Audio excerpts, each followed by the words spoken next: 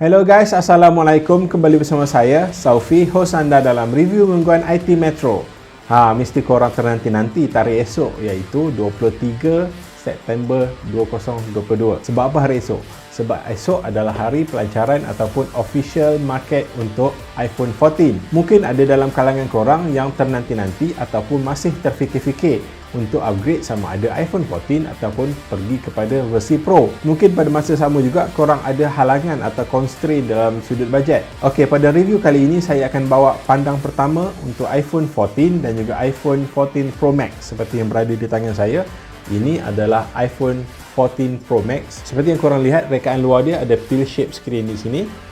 Dan ini adalah iPhone 14, masih mengekalkan notch. Untuk review pandang pertama ini, saya akan beri fokus yang lebih kepada iPhone 14. Ini kerana saya dapat banyak respon daripada kawan-kawan dan orang lain berkenaan dengan iPhone 14. Ada dalam kalangan mereka yang menyatakan iPhone 14 masih menggunakan chip lama, iaitu Bionic A15 yang digunakan pada generasi lalu. Sebelum saya pergi dengan lebih jauh, saya ingin betulkan bahawa fakta berkenaan adalah tidak tepat. Ini kerana iPhone 14 yang menggunakan chip A15 Bionic sudah mengalami naik taraf dari sudut spesifikasi chip berkenaan. Sebelum saya pergi dengan lebih jauh, apa kata kita tengok unboxing dulu apa yang ada dalam kotak ini? Jom.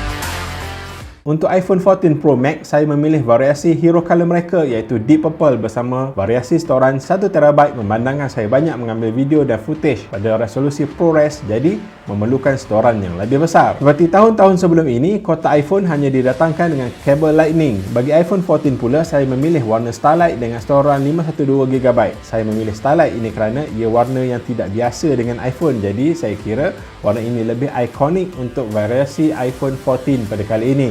Sebenarnya ramai yang tanya saya, iPhone 14 menggunakan chip tahun lalu iaitu Apple A15 Bionic. Jadi saya akan buat pandang pertama yang lebih berfokus kepada iPhone 14 ini sebelum kita pergi kepada variasi Pro Max. Sebenarnya chip A15 Bionic ini bukanlah versi tahun lalu, cuma kod nama atau kod name chip sahaja yang sama. Chip A15 yang digunakan untuk iPhone 14 ini sudah dinaik taraf dengan menggunakan 5 teras GPU atau 5 core GPU sekaligus memperbaiki penyebaran haba. Untuk rekod, chip Apple A15 ini masih berada di depan berbanding dengan chip Qualcomm Snapdragon 8 Gen 1 yang berdepan dengan masalah overheating. Untuk kamera pula, harus saya streskan di sini, hanya reka letak lensa saja yang sama dengan variasi terdahulu, manakala keupayaan kameranya sudah dipertingkatkan iaitu 12 megapiksel dengan aperture f1.5 26mm lensa utama dan f2.4 13mm lensa sudut ultra lebar. Dengan keupayaan lensa dan sensor berkenaan, kamera iPhone 14 adalah kira-kira 50% lebih baik berbanding dengan generasi terdahulu iaitu iPhone 13, terutamanya untuk pengoperasian low light. Antara yang dinaik taraf yang paling saya suka adalah rakaman keupayaan action mode, atau lebih mudahnya adalah seperti rakaman ketika aksi dengan menggunakan gimbal, jadi kurang gegaran jika mod ini dihidupkan. Mod ini juga membolehkan seolah-olah membuat rakaman menggunakan gimbal. Serius babe, memang function gila. Peranti ini juga menerima naik taraf rakaman sinematik dengan 4K pada 30fps. Untuk iPhone 14 Pro Max pula, seperti yang korang tahu, naik taraf yang paling banyak adalah pengenalan kepada pill shape screen. Ia juga dikenali sebagai Dynamic Island, iaitu korang tengah dengar lagu atau sebagainya, ia akan memberi notifikasi di bahagian atas.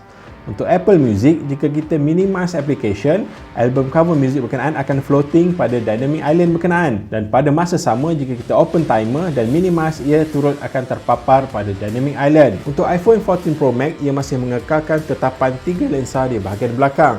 Lensa utama berkeupayaan 48 megapiksel untuk memberikan atau menghasilkan rakaman gambar yang lebih baik. Mungkin ada yang tertanya-tanya, boleh tak kita rakam gambar 48 megapiksel by default? Jawapannya adalah boleh. Korang perlu onkan di bahagian setting kamera dan onkan Pro RAW dan korang akan dapat gambar pada saiz 48 megapiksel. Seperti yang saya cakap di awal tadi, warna deep purple dan warna starlight ini.